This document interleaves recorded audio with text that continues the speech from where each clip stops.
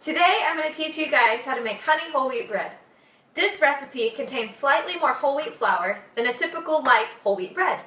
Honey is added for sweetness, and the combination of milk and water give this bread a delicate tenderness. With bread machine making, the most important step is accurately measuring and weighing out your ingredients.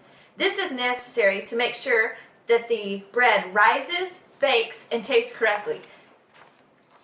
Inaccurate measurements can cause your bread to rise too quickly or fall too quickly. It's important to put the ingredients into the bread maker according to the order the recipe says. Liquids and fats are poured in first, followed by your dry ingredients, and finished off with yeast. It's very important to spoon or scoop your dry ingredients loosely into your measuring device. Do not pack them. For this 2-pound loaf of whole wheat bread, this is what you'll need.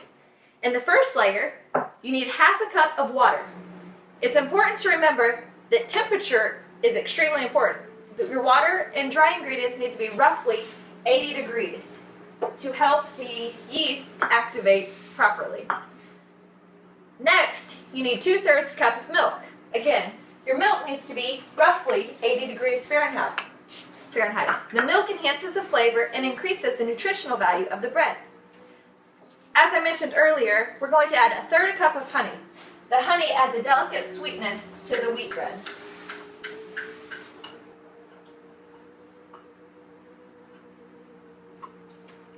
After adding the honey, we need to add 1 large egg.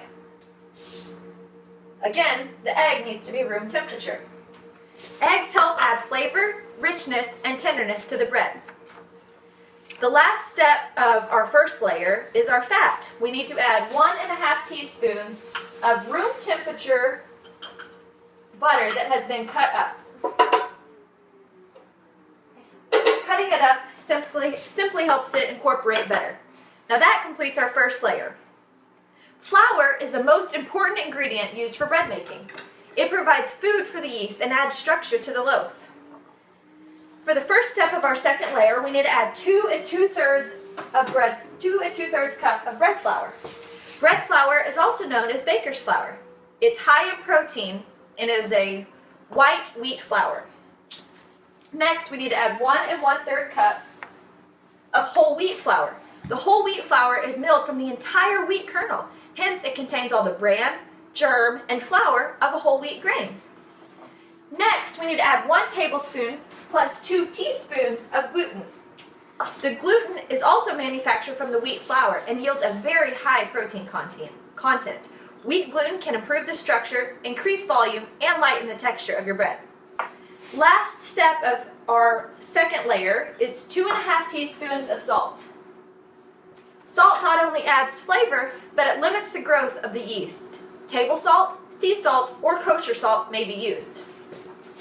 And last, we need to add 1 tablespoon plus 1 teaspoon of bread machine yeast. Through a fermentation process, yeast produces the necessary carbon dioxide gas to make bread rise. Yeast feeds on the sugars, the sugar from the honey and the yeast and the flours to produce the gas. Once you've entered all your ingredients into the bread machine, you need to start it on your basic cycle. This all-purpose setting is for white breads, wheat breads, and whole grain breads that contain 50% or more of bread flour. Your machine, what to expect. Your machine will first preheat, and that will help the yeast perform optimally. Then it will go through its first kneading cycle. This will distribute the yeast and moisten the gluten in the flour.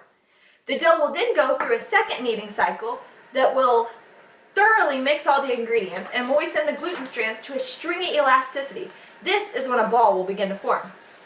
Next, you will go through a resting period. The first rising phase will begin after all the ingredients are mixed well. The second rising phase will begin, but they are separated by a punch-down phase. This is necessary to deflate and release the trapped carbon dioxide within the dough. After the third rise, the bread is ready to bake.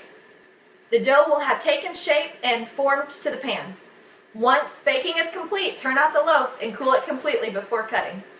This loaf was a 2-pound loaf for 32 ounces. It cost me 64 cents to make, compared to a similar 20-ounce loaf of Miss Baird's honey wheat bread sold for $2.79 at our local grocer. Thanks for watching.